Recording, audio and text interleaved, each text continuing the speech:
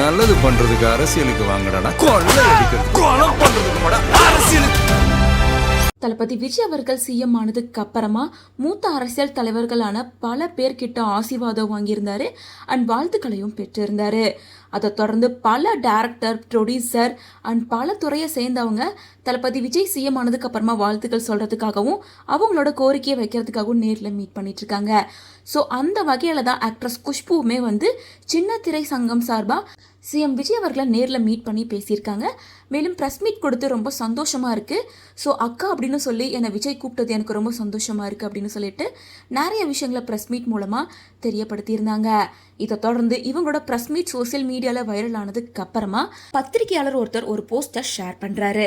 அதில் தளபதி விஜய் குஷ்பு கூட இருக்க மாதிரியான இமேஜை ஷேர் பண்ணி 10 வயசுல ஒரு குழந்தைய கற்பழிச்சு கொலை பண்ணியிருக்காங்க, ஒரு பையனை குத்தி கொண்டு இருக்காங்க, குடியிருக்க வீட்டு மேல பெட்ரோல் குண்டை வீசியிருக்காங்க. ஆனா இந்த முதலமைச்சர் இன்னும் சினிமாக்காரங்களை சந்திச்சுட்டு பிஸியா இருக்காரு.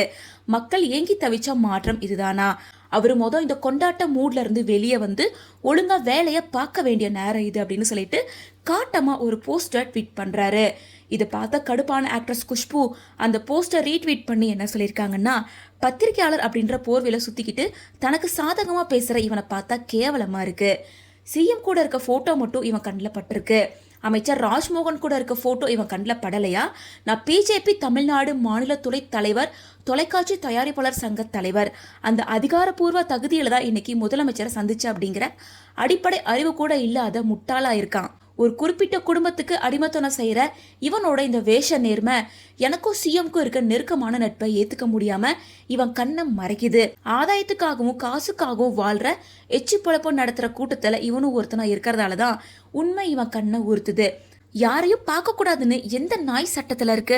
2021 அப்போதைய சிஎம் முதல்ல ஓடி போய் கவுந்தடிச்சது நீதானே.